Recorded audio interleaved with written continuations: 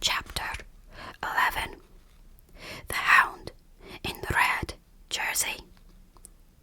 Bobby knew the secret now. A sheet of old newspaper wrapped round a parcel. Just a little chance like that had given the secret to her, and she had to go down to tea and pretend that there was nothing the matter. The pretense was bravely made, but it wasn't very successful, for when she came in, everybody looked up from tea and saw her pink-lidded eyes and her pale face with red tear blotches on it. "My darling," cried Mother, jumping up from the tea tray. "Whatever is the matter?" "My head aches, rather," said Bobby, and indeed it did. "Has anything gone wrong?" Mother asked. "I'm all right, really," said Bobby, and she telegraphed her mother from her swollen eyes this brief, imploring message: "Not before the others." Tea was not a cheerful meal. Peter was so distressed by the obvious fact that something horrid had happened to Bobby that he limited his speech to repeating, "More bread and butter, please," at startlingly short intervals. Phyllis stroked her sister's hand under the table to express sympathy, and knocked her cup over as she did it. Fetching a cloth and wiping up the spilt milk helped Bobby a little, but she thought the tea would never end. Yet, at last it did end, as all things do at last, and when Mother took out the tray, Bobby followed her. "She's gone to own up," said Phyllis to Peter. "I wonder what she's done." "Broken something, I suppose," said Peter. "But she needn't be so silly over it. Mother never rows for accidents." "Listen, yes, they're going upstairs. She's taking Mother up to show her. The water jug with storks on it, I expect it is." Bobby, in the kitchen, had caught hold of Mother's hand as she set down the tea things. "What is it?" Mother asked.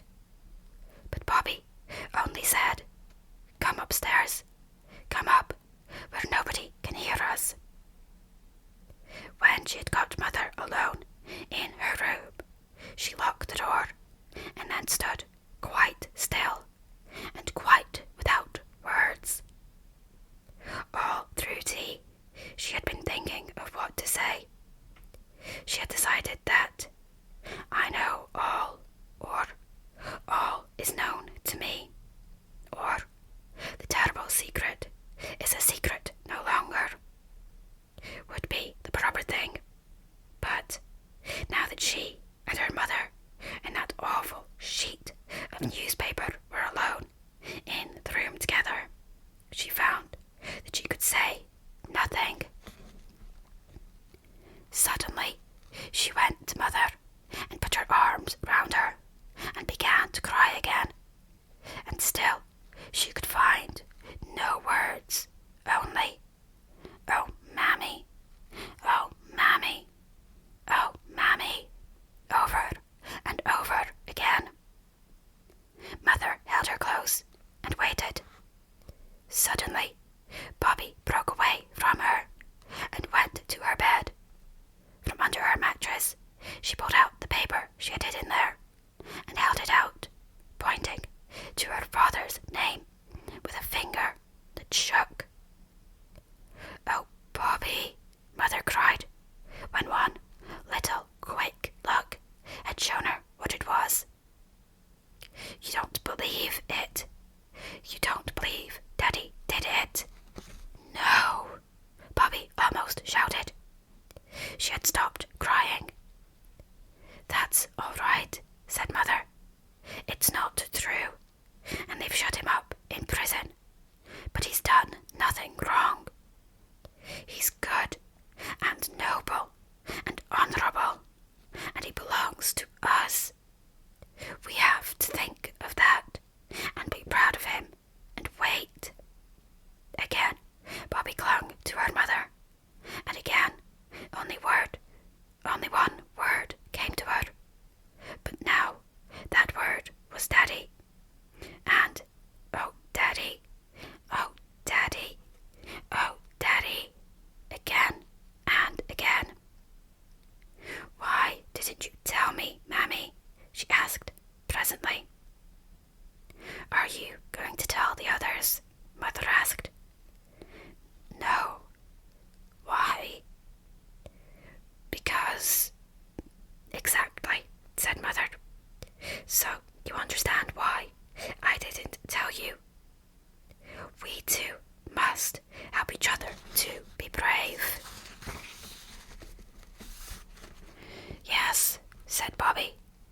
Mother, will it make you more unhappy if you tell me all about it? I want to understand. So then, sitting cuddled up close to her mother, Bobby heard all about it. She heard how those men who had asked to see Father on that remembered last night when the engine was being mended had come to arrest him, charging him with selling state secrets to the Russians, with being, in fact, a spy and a traitor. She heard about the trial and about the evidence, letters found in Father's desk at the office, letters that convinced the jury that Father was guilty. Oh, how could they look at him and believe it? Cried Bobby. And how could anyone do such a thing? Someone did it, said Mother, and all the evidence was against Father. Those letters. Yes, how did the letters get into his desk? Someone put them there, and the person who put them there was the person who was really guilty. He must be feeling pretty awful all this time, said Bobby thoughtfully. I don't believe he had any feelings, Mother said hotly. He couldn't have done such a thing like that if he had. Perhaps he just shoved the letters into the desk to hide them when he thought he was going to be found out. Why don't you tell the lawyers or something that it must have been that person? There wasn't anyone that would have hurt her father on purpose, was there? I don't know. I don't know. The man under him who got Daddy's place when the awful thing happened. He was always jealous of your father because Daddy was so clever and everyone thought such a lot of him, and Daddy never quite trusted that man. Couldn't we explain all that to someone? Nobody will listen, said Mother, very bitterly. Nobody at all. Do you suppose I've not tried everything? No, my dearest, there's nothing to be done. All we can do, you and I and Daddy, is to be brave and patient and... She spoke very softly. To pray, Bobby dear. Mother, you've got very thin, said Bobby abruptly. A little, perhaps. And oh, said Bobby, I do think you're the bravest person in the world, as well as the nicest. We won't talk of all this anymore,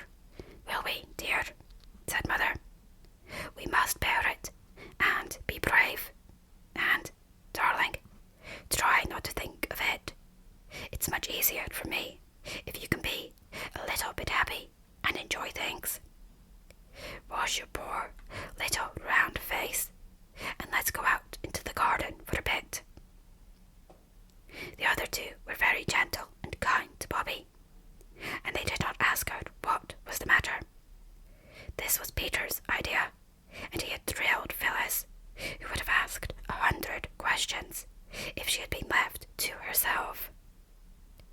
A week later, Bobby managed to get away alone, and once more she wrote a letter, and once more it was to the old gentleman.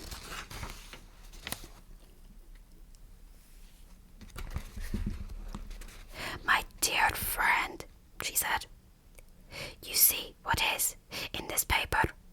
It is not true. Father never did it. Mother says someone put the papers in Father's desk, and she says the man under him that got Father's place afterwards was jealous of Father, and Father suspected him a long time. But nobody listens to a word she says.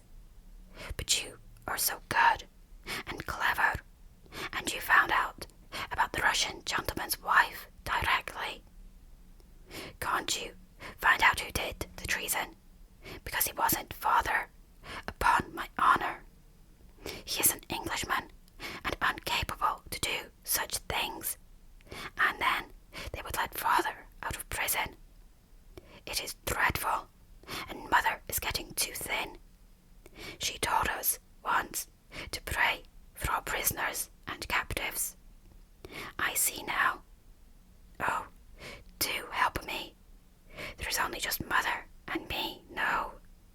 And we can't do anything. Peter and Phil don't know. I'll pray for you twice every day as long as I live, if you only try. Just try to find out. Think if it was your daddy, what you would feel. Oh, do help me. With love, I remain your affectionately little friend, Roberta. P.S. Mother would send her kind regards if she knew I am writing, but it is no use telling her I am, in case you can't do anything. But I know you will. Bobby, with best love. She cut the account of her father's trial out of the newspaper with Mother's big cutting-out scissors and put it in the envelope with her letter. Then she took it down to the station, going out the back way and round by the road, so that the others should not see her, and offered to come with her. And she gave the letter to the station master to give to the old gentleman next morning. Where have you been? Shouted Bobby from the top of the yard wall where he and Phyllis were. To the station, of course, said Bobby. Give us a hand, Pete. She set her foot on the lock of the yard door. Peter reached down a hand. What on earth? She asked as she reached the wall top. For Phyllis and Peter were very muddy. A lump of wet clay lay between them on the wall. They had each a slip of slate in a very dirty hand, and behind Peter, out of the reach of accidents, were several strange, rounded objects, rather like very fat sausages, hollow but closed up at one end. It's nests, said Peter. Swallows' nests. We're going to dry them in the oven and hang them up with string under the eaves of the coach house. Yes, said Phyllis, and then we're going to save up all the wool and hair we can get, and in the spring we'll line them, and then how pleased the swallows will be. I've often thought people don't do nearly enough for dumb animals, said Peter, with an air of virtue. I do think people might have thought of making nests for poor little swallows before this. Oh, said Bobby vaguely, if everybody thought of everything, there'd be nothing left for anybody else to think about. Look at the nests. Aren't they pretty? Said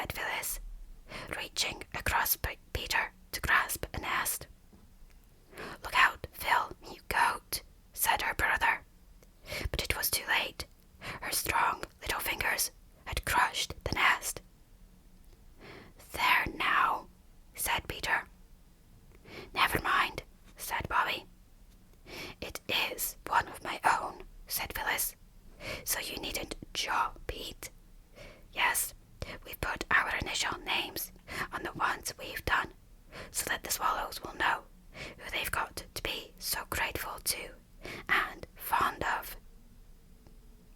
Swallows can't read, silly, said Peter. Silly yourself, retorted Phyllis. How do you know? Who thought of making the nests anyhow? Shouted Peter. I did, screamed Phyllis. Yeah, rejoined Peter. You only thought of making hay ones and sticking them in the ivy for the sparrows, and they'd have been sobbing long before egg-laying time. It was me, said Clay and Swallows. I don't care what you said. Look, said Bobby, I've made the nest all right again. Give me the bit of stick to mark your initial name on it. But how can you? Your letter and Peter's are the same.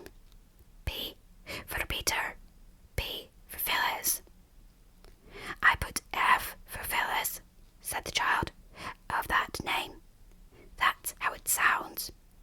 The swallows wouldn't spell Phyllis with a P, I'm certain sure. They can't spell it at all. Peter was still insisting. Then how do you see them always on Christmas cards and Valentines with letters round their necks? How would they know where to go if they couldn't read? That's only in pictures. You never saw one, really, with letters round its neck. Well, I have a pigeon then. At least, Daddy told me they did. Only it was under their wings and not round their necks. But it comes to the same thing, and... I say, interrupted Bobby, there's to be a paper chase tomorrow. Who? Peter asked. Grammar school. Perks thinks the hare will go along by the line at first. We might go along the cutting. You can see a long way from there. The paper chase was found to be a more amusing subject of conversation than the reading powers of swallows. Bobby had hoped it might be, and next morning Mother let them take their lunch and go out for the day to see the paper chase. If we go to the cutting, said Peter, we shall see the workmen, even if we miss the paper chase. Of course, it had taken some time to get the line cleared from the rocks and earth and trees that had fallen on it when the great landslide happened. That was the occasion, you will remember, when the three children saved the train from being wrecked by waving 6 little red flannel petticoat flags. It is always interesting to watch people working, especially when they work with such interesting things as spades and picks and shovels and planks and barrows, when they have cindery red fires in iron pots with round holes in them and red lamps hanging near the works at night. Of course, the children were never out at nights, but once, at dusk, when Peter had got out of his bedroom skylight on to the roof, he had seen the red lamp shining far away at the edge of the cutting. The children had often been down to watch the work, and this day the interest of picks and spades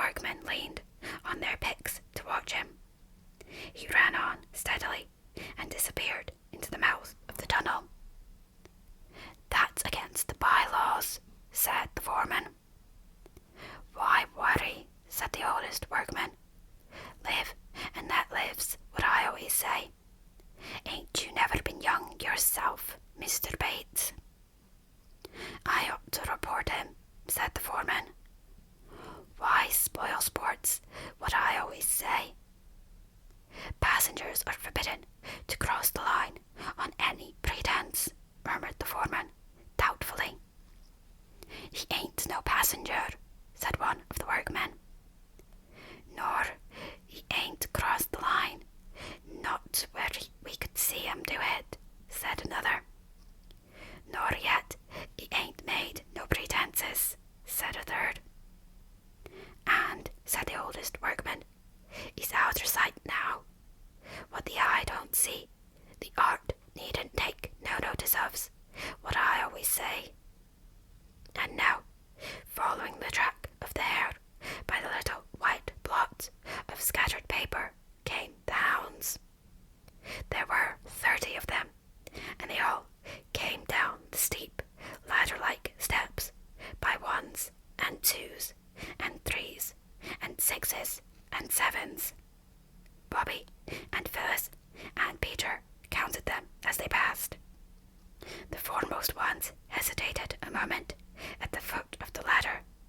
Then their eyes caught the gleam of scattered whiteness along the line, and they turned towards the tunnel, and by ones and twos and threes and sixes and sevens disappeared in the dark mouth of it. The last one, in a red jersey, seemed to be extinguished by the darkness, like a candle that is blown out.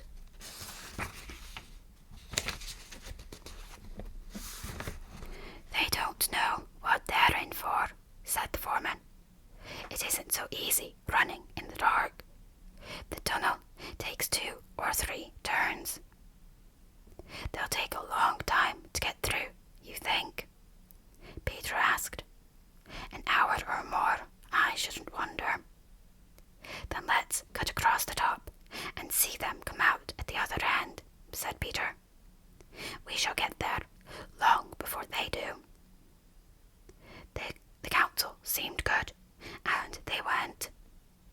They climbed the steep steps from which they had picked the wild cherry blossom for the grave of the little wild rabbit, and, reaching the top of the cutting, set their faces towards the hill through which the tunnel was cut. It was stiff work. "It's like Alps," said Bobby breathlessly. "Or Andes," said Peter. "It's like Himmy, what's its name?" gasped Phyllis. "Mount Everlasting. Let's stop." "Stick to it," panted Peter. "You'll get your second wind in a minute." Phyllis consented to stick to it, and on they went, running when the turf was smooth and the slope easy, climbing over stones, helping themselves up rocks by the branches of trees, creeping through narrow openings between tree trunks and rocks, and so on, up and up, till at last they stood on the very top of the hill where they had so often wished to be. "Halt!" cried Peter, and threw himself flat on the grass. For the very top of the hill was a smooth, turfed tableland, dotted with mossy rocks and little mountain ash trees. The girls also threw themselves down flat. "Plenty of time," Peter panted. "The rest's all downhill." When they were rested enough to sit up and look round them, Bobby cried, "Oh, look!" "What at?" said Phyllis. "The view," said Bobby. "I hate views," said Phyllis. "Don't you, Peter?" "Let's get on," said Peter. "But this isn't like a view they take you to in carriages when you're at the seaside, all sea and sand and bare hills. It's like the coloured counties in one of Mother's poetry books." "It's not so dusty," said Peter. "Look at the aqueduct, straddling slap across the valley like a giant centipede, and then the town's church spires sticking up out of the trees like pens out of an inkstand.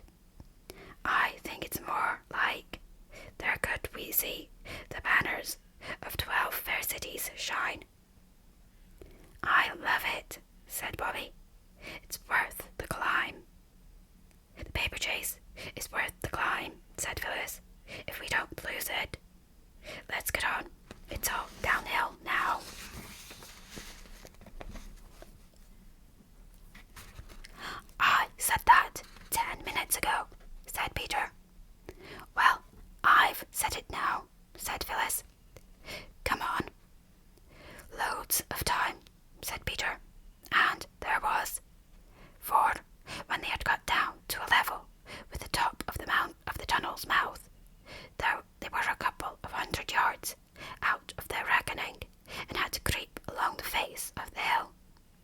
There was no sign of the hare or the hounds. "They've gone long ago, of course," said Phyllis, as they leaned on the brick parapet above the tunnel. "I don't think so," said Bobby. "But even if they had, it's ripping here, and we shall see the trains come out of the tunnel like dragons out of layers. We've never seen that from the top side before." "No more we have," said Phyllis, partially appeased. It was really a most exciting place to be in. The top of the tunnel seemed ever so much farther from the line than they had expected, and it was like being on a bridge, but a bridge overgrown with bushes and creepers and grass and wildflowers.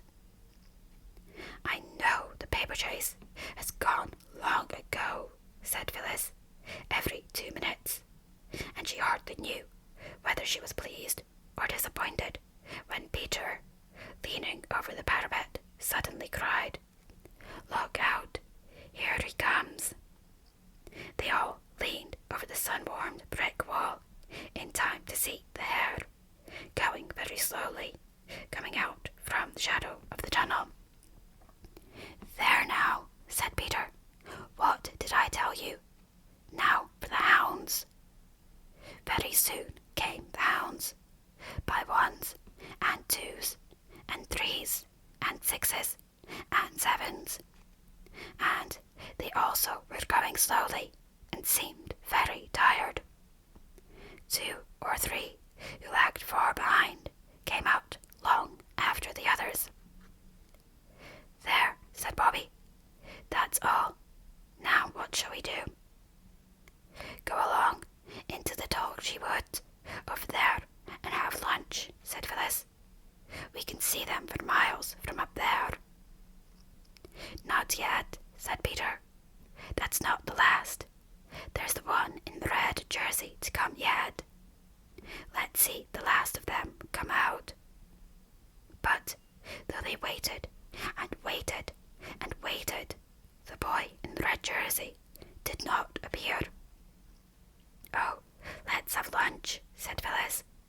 "I've got a pain in my front with being so hungry." He must have missed seeing the red jersey one when he came out with the others. But Bobby and Peter agreed that he had not come out with the others. "Let's go down to the tunnel mouth," said Peter. "Then perhaps we shall see him coming along from the inside." I expect he found the sponge jug and rested in one of the manholes. "You stay up here and watch, Bob, and when I signal from below, you come down. We might miss seeing him on the way down with all these trees."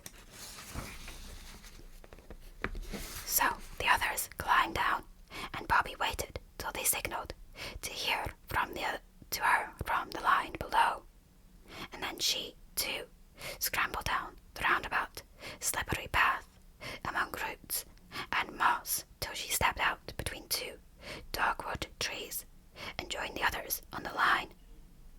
And still there was no sign of the hound with the red jersey. "Oh, do, let's have something to eat," wailed Phyllis. "I shall die if you don't, and then you'll be sorry." "Give her the sandwiches, for goodness sake, and stop her silly mouth," said Peter, not quite unkindly. "Look here," he added, turning to Bobby. "Perhaps we'd better have one each, too. We may need all our strength. Not more than one, though. There's no time." "What for?" asked Bobby, her mouth already full, for she was just as hungry as Phyllis. "Don't you see," replied Peter impressively, "that red-jerseyed hound has had an accident? That's what it is. Perhaps, even as we speak,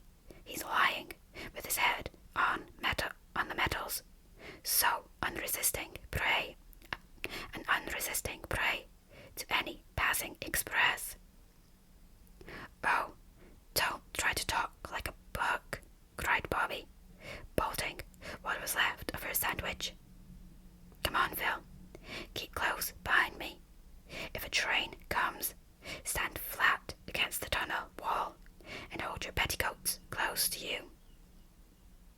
Give me one more sandwich, pleaded Phyllis, and I will.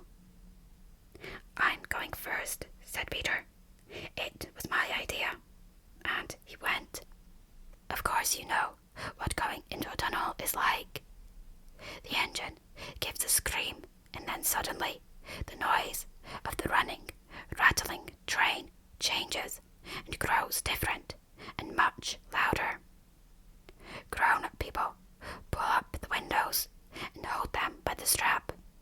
The railway carriage suddenly grows like night, with lamps, of course, unless you are in a slow, local train, in which case lamps are not always provided. Then, by and by, the darkness outside the carriage window is touched by puffs of cloudy whiteness. Then you see a blue light on the walls of the tunnel. Then the sound of the moving train changes once more, and you are out in the good, open air again, and grown-ups let the straps go. The windows, all dim with the yellow breath of the tunnel, rattle down into their places, and you see once more the tip and catch of the telegraph wires beside the line, and the straight-cut hawthorn hedges with the tiny baby trees growing up out of them every 30 yards. All this, of course, is what a tunnel means when you are in a train.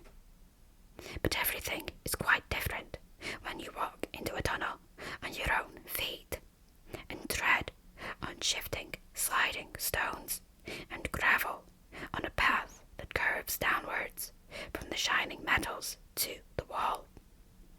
Then you see slimy, oozy trickles of water running down the inside of the tunnel, and you notice that the bricks are not red or brown as they are in the tunnel's mouth, but dull and sticky, sickly green.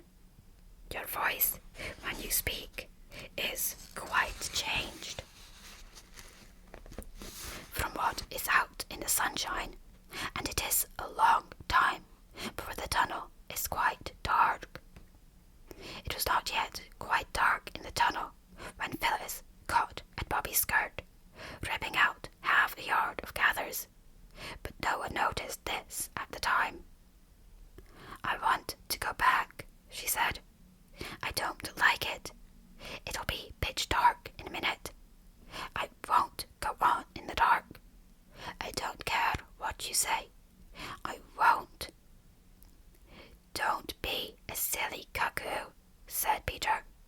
I've got a candle end and matches. And what's that? That was a low, humming sound on the railway line. Oh, a trembling of the wires beside it. A buzzing, humming sound that grew louder and louder as they listened. It's a train, said Bobby. Which line? Let me go back, cried Phyllis, struggling to get away from the hand by which Bobby held her.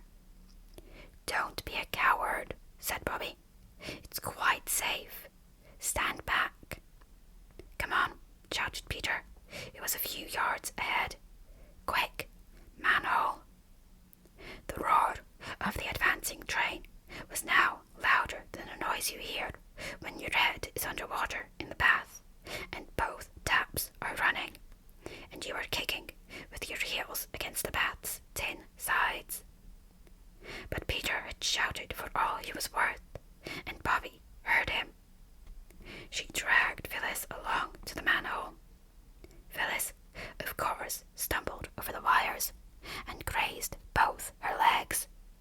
But they dragged her in, and all three stood in the dark, damp arch recess while the train roared louder and louder. It seemed as if it would deafen them, and in the distance they could see its eyes of fire growing bigger and brighter every instant.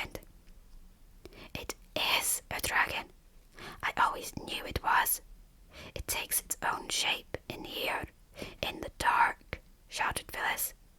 But nobody heard her. You see, the train was shouting too, and its voice was bigger than hers. And now, with a rush and a roar and a rattle and a long, dazzling flash of lighted carriage windows, a smell of smoke and blast of hot air, the train hurtled by, clanging and jangling and echoing in the vaulted roof of the tunnel. Phyllis and Bobby clung to each other. Even Peter got hold of Bobby's arm, in case she should be frightened, as he explained afterwards. And now, slowly and gradually, the taillights grew smaller and smaller, and so did the noise, till, with one last whiz, the train got itself out of the tunnel, and silence settled again on its damp walls and dripping roof. "Oh," said the children, all together in a whisper.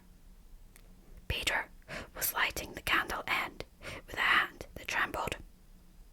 "Come on," he said, but he had to clear his throat before he could speak in his natural voice. "Oh," said Phyllis, "if the red-jerseyed one was in the way of the train." "We've got to go and see," said Peter. "Couldn't we go and send someone from the station?" said Phyllis. "Would you rather wait here for us?" asked Bobby, severely, and of course that settled the question. So the three went on into the deeper darkness of the tunnel. Peter led, holding his candle end high to light the way. The grease ran down his fingers, and some of it right up his sleeve. He found a long streak from wrist to elbow when he went to bed that night. It was not more than 150 yards from the spot where they had stood while the train went by that Peter stood still, shouted, "Hello," and then went on much quicker than before. When the others caught him up, and he stopped within a yard of what they had come into the tunnel to look for, Phyllis saw a gleam of red and shut her eyes tight. There, by the curved, pebbly downline, was the red-jerseyed hound. His back was against the wall, his arms hung limply by his sides, and his eyes were shut. "Was the red blood? Is he all killed?" asked Phyllis, screwing her eyelids more tightly together. "Killed? Nonsense," said Peter. "There's nothing red about him, except his jersey. He's only fainted. What on earth are we to do?" "Can we move him?" asked Bobby. "I don't know. He's a big chap." "Suppose we bathe his forehead with water?" "No, I know we haven't any, but milk's just as well. There's a whole bottle." "Yes," said Peter, "and they rub people's hands, I believe." "They burn feathers, I know," said Phyllis. "What's the use of saying that when we haven't any feathers?" "As it happens," said Phyllis, in a tone of exasperated triumph, "I've got a shuttlecock in my pocket, so there." And now Peter rubbed the hands of the red-jerseyed one. Bobby burned the feathers of the shuttlecock one by one under his nose. Phyllis splashed warmish milk on his forehead, and all three kept on saying, as fast and as earnest as they could, "Oh, look up, speak to me, for my sake." Chapter 12. What Bobby brought home. "Oh, look up, speak to me, for my sake, speak," the children said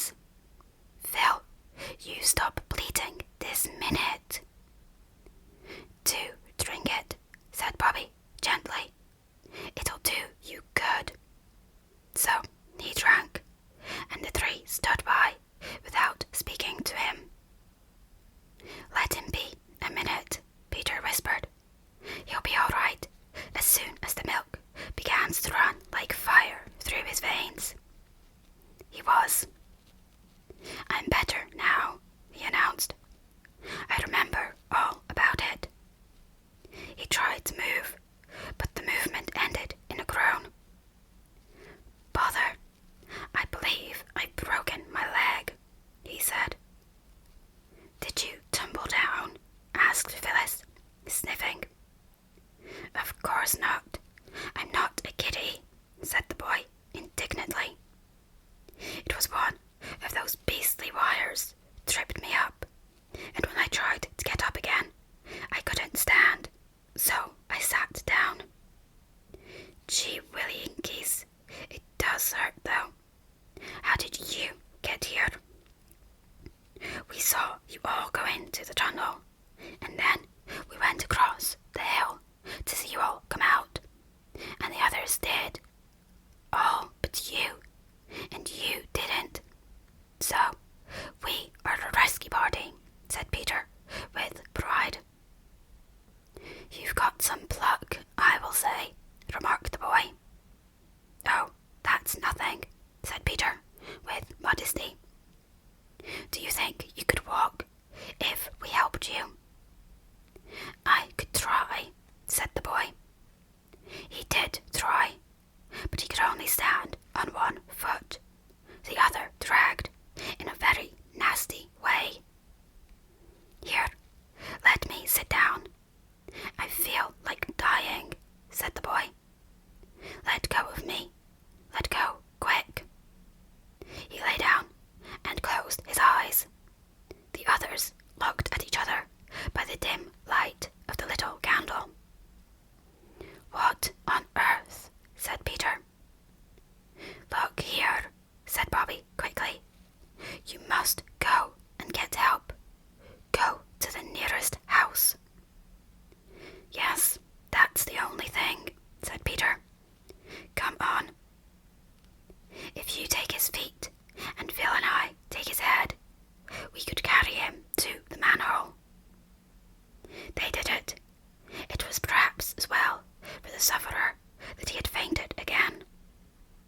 Now, said Bobby, I'll stay with him.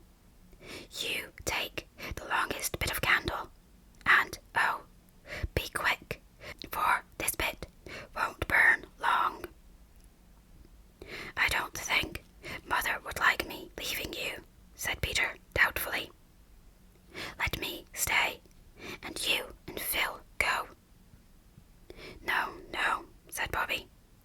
You and Phil go, and lend me your knife. I'll try to get his boot off before he wakes up again. I hope it's all right, what we're doing, said Peter. Of course it's right, said Bobby impatiently. What else would you do? Leave him here, all alone, because it's dark? Nonsense. Hurry up, that's all. So they hurried up. Bobby watched their dark figures and the little light of the little candle with an odd feeling of having come to the end of everything. She knew now, she thought, what nuns who were pricked up alive in convent walls felt like. Suddenly, she gave herself a little shake. Don't be a silly little girl, she said. She was always very angry when someone else called her a little girl, even if the adjective that went first was not silly, but nice, or good, or clever. And it was only when she was very angry with herself that she allowed Roberta to use that expression to Bobby. She fixed the little candle end on a broken brick near the red-jerseyed boy's foot. Then she opened Peter's knife. It was always hard to manage. A halfpenny was generally needed to get it open at all. This time Bobby somehow got it open with her thumbnail. She broke the nail, and it hurt horribly.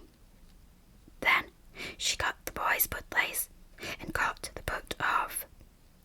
She tried to pull off his stocking, but his leg was dreadfully swollen, and it did not seem to be the proper shape. So she cut the stocking down, very slowly and carefully. It was a brown knitted stocking, and she wondered who had knitted it, and whether it was the boy's mother, and whether she was feeling anxious about him, and how she would feel when he was brought home with his leg broken. When Bobby got the stocking off and saw the poor leg, she felt as though the tunnel was growing darker, and the ground felt unsteady, and nothing seemed quite real. "Silly little girl," said Roberta to Bobby, and felt better. The poor leg, she told herself. It ought to have a cushion. She remembered the day when she and Phyllis had torn up their red flannel petticoats to make danger signals to stop the train and prevent the accident. Her flannel petticoat today was white, but it would be quite as soft as a red one. She took it off.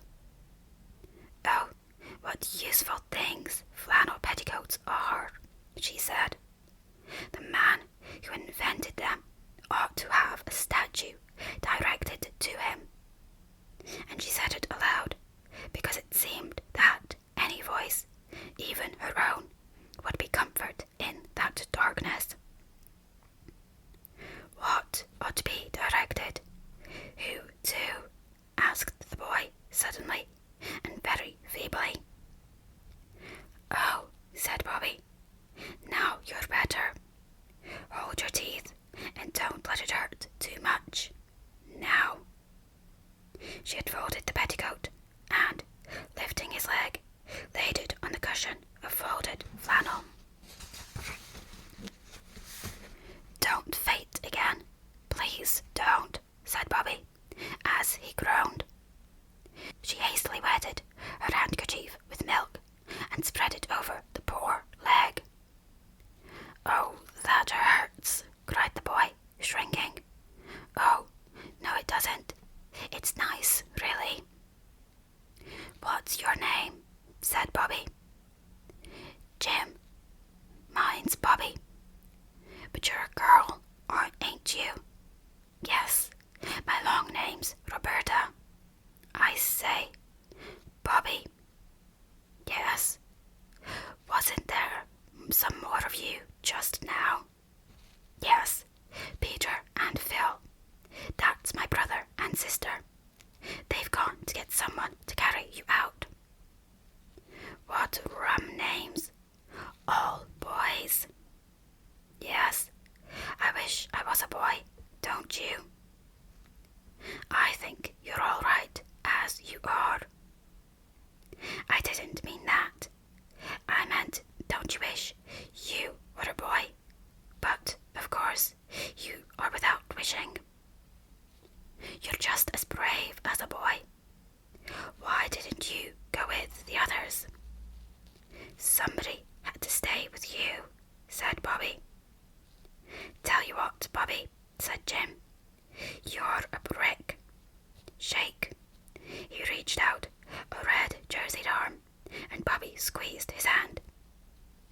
"I won't shake it," she explained, "because it would shake you, and that would shake your poor leg, and that would hurt.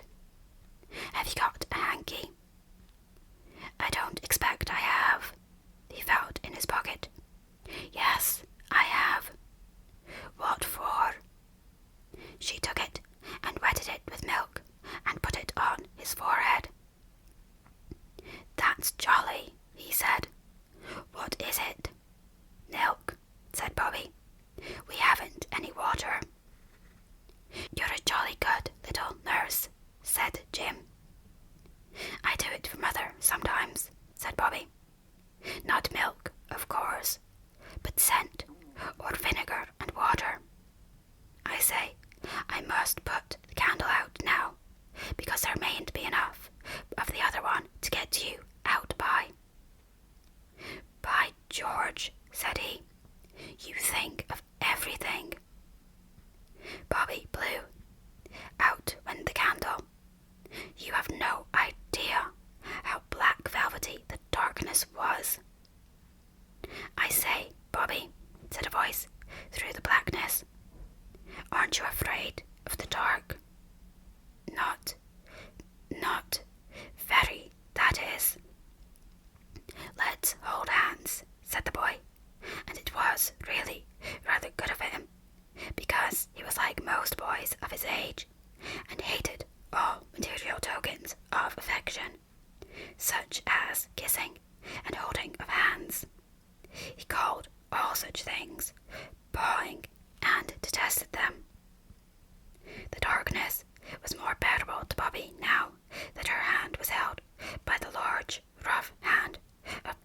jerseyed sufferer, and he holding her little smooth hut.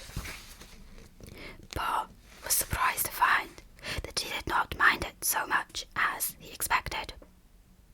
She tried to talk, to amuse him, and take his mind off his sufferings, but it was very difficult to go on talking in the dark, and presently they found themselves in a silence, only broken now and then by a "You all right, Bobby?" or an "I'm afraid it's hurting you most awfully, Jim. I am so sorry." And it was very cold. Peter and Phyllis tramped down the long way of the tunnel towards daylight, the candle grease dripping over Peter's fingers. There were no accidents, unless you count Phyllis's catching her frock on a wire and tearing a long, jagged slit in it, and tripping over her bootlace when it came undone, or going down on her hands and knees, all four of which were grazed. "There's no end to this tunnel," said Phyllis, and indeed it did seem very, very long. "Stick to it," said Peter. "Everything has an end, and you get to it if you only keep on." Which is quite true, if you come to think of it, and a useful thing to remember in seasons of trouble, such as measles, arithmetic, impositions, and those times when you are in disgrace and feel as though no one would ever love you again, and you could never, never again love anybody. "Hooray," said Peter suddenly. "There's the end of the tunnel. Looks just like a pinhole in a bit of black paper, doesn't it?" The pinhole got larger. Blue lights lay along the sides of the tunnel. The children could see the gravel way that lay in front of them. The air grew warmer and sweeter. Another 20 steps, and they were out in the good, glad sunshine with the green trees on both sides. Phyllis drew a long breath. "I'll never go into a tunnel again as long as ever I live," said she. "Not if there are 20, 100,000 million hounds inside with red jerseys and their legs broken." "Don't be a silly cuckoo," said Peter, as usual. "You'd have to." "I think it was very brave and good of me," said Phyllis. "Not it," said Peter. "You didn't go because you were brave, but because Bobby and I aren't skunks. Now, where's the nearest house, I wonder? You can't see anything here from the trees." "There's a roof over there," said Phyllis, pointing down the line. "That's the signal box," said Peter. "And you know you're not allowed to speak to signal men on duty. It's wrong." "I'm not near so afraid of doing wrong as I was of going into that tunnel," said Phyllis. "Come on," and she started to run along the line, so Peter ran too. It was very hot in the sunshine, and both children were hot and breathless by the time they stopped, and bending their heads back to look up at the open windows of the signal box, shouted "Hi!" as loud as their breathless state allowed. But no one answered.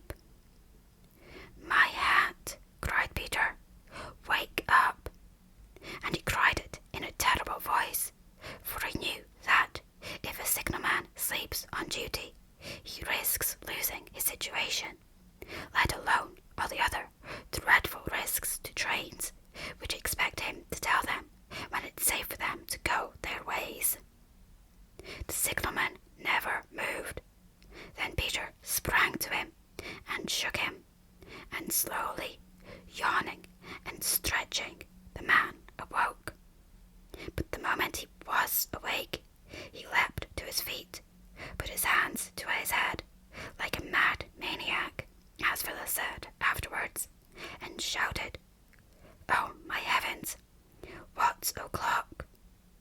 12:13, said Peter, and indeed it was, by the white-faced, round-faced clock on the wall of the signal box. The man looked at the clock, sprang to the levers, and wrenched them this way and that. An electric bell tingled. The wires and cranks creaked, and the man threw himself into a chair. He was very pale, and the sweat stood on his forehead like large dewdrops on a white cabbage, as Phyllis remarked later. He was trembling too. The children could see his big, hairy hands shake from side to side, with quite extra-sized trembles, to use the subsequent words of Peter. He drew long breaths. Then suddenly he cried, "Thank God you come in when you did. Oh, thank God." And his shoulders began to heave, and his face grew red again, and he hid it in those large, hairy hands of his. "Oh, don't cry, don't," said Phyllis. "It's all right now." And she patted him on one big, broad shoulder, while Peter conscientiously thumped the other. But the signalman seemed quite broken down, and the children had to pat him and thump him for quite a long time before he found his handkerchief, a red one with mauve and white horses on it, and mopped his face and spoke. During this patting and thumping interval, a train thundered by.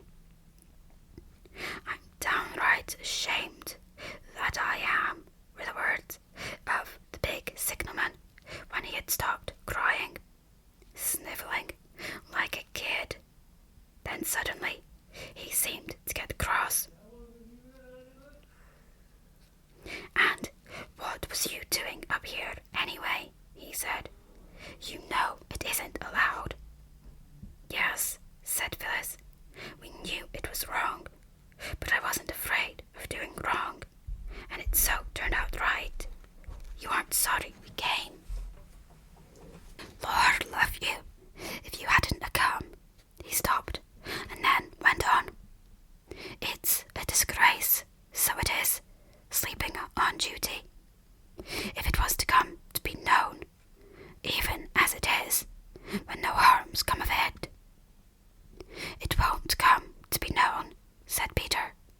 "We aren't sneaks. All the same, you oughtn't to sleep on duty. It's dangerous." "Tell me something I don't know," said the man. "But I can't help it.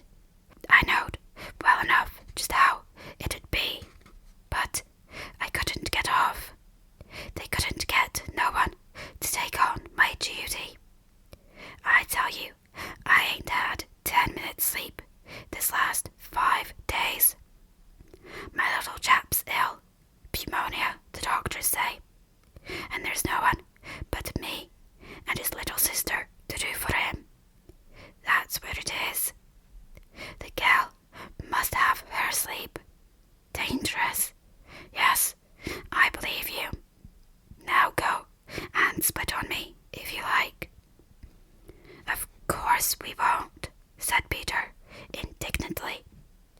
But Phyllis ignored the whole of the signalman's speech, except the first 6 words. "You asked us," she said, "to tell you something you don't know. Well, I will. There's a boy in the tunnel over there with a red jersey and his leg broken." "What did he want to go into that blooming tunnel for, then?" said the man. "Don't be so cross," said Phyllis kindly. "We haven't done anything wrong except coming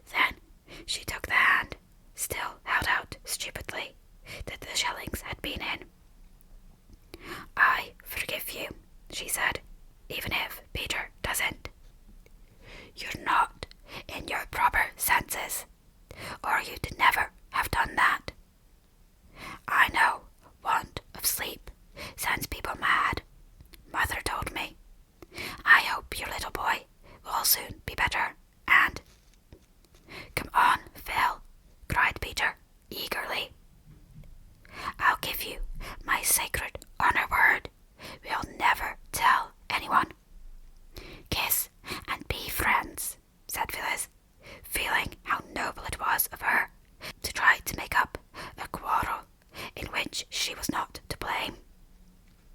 The signalman stooped and kissed her. "I do believe I'm a bit off my head, missy," he said. "Now, run along home to mother. I didn't mean to put you about there." So Phil left the hot signal box and followed Peter across the fields to the farm. When the farm men, led by Peter and Phyllis, and carrying a hurdle covered with horsecloths, reached the manhole in the tunnel, Bobby was fast asleep, and so was Jim, worn out with the pain, the doctor said afterwards. "Where does he live?" the bailiff from the farm asked, when Jim had been lifted on to a hurdle. "In Northumberland," answered Bobby. "I'm at school at Maidbridge," said Jim. "I suppose I've got to get back there somehow." "Seems to me the doctor ought to have a look in first," said the bailiff. "Oh, bring him up to our house," said Bobby. "It's only a little way by the road. I'm sure mother would say we ought to." "Will your ma like you bringing home strangers with broken legs?" "She took the poor Russian home herself," said Bobby. "I know she'd say we ought." "All right," said the bailiff. "You ought to know what your ma'd like. I wouldn't take it upon me to fetch him up to our place without I asked the missus first, and they call me the master too." "Are you sure your mother won't mind?" whispered Jim. "Certainly," said Bobby. "Then we're to take him up to the Three Chimneys," said the bailiff. "Of course," said Peter. "Then my lad shall nip up to the doctor's on his bike and tell him to come down there. Now, lads, lift him, quiet and steady. 1, 2, 3. Thus it happened that mother, writing away for dear life at a story about a duchess, a designing villain, a secret passage, and a missing will, dropped her pen as her workroom door burst open, and turned to see Bobby, hatless and red with running. "Oh, mother," she cried, "do come down. We found a hound in a red jersey in the tunnel, and he's broken his leg, and they're bringing him home." "They ought to take him to the vet," said mother, with a worried frown. "I really can't have a lame dog here." "He's not a dog, really. He's a boy," said Bobby, between laughing and joking. "Then he ought to be taken home to his mother." "His mother's dead," said Bobby, "and his father's in Northumberland." "Oh, mother, you will be nice to him. I told him I was sure you'd want us to bring him home. You always want to help everybody." Mother smiled, but she sighed too.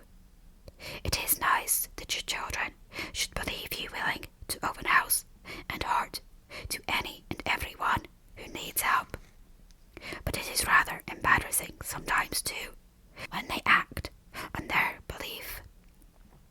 "Oh, well," said mother, "we must make the best of it." When Jim was carried in, dreadfully white and with set lips, whose red had faded to a horrid bluey violet colour, mother said, "I am glad you brought him here. Now, Jim, let's get you comfortable in bed before the doctor comes." And Jim, looking at her kind eyes, felt a little warm, comforting flush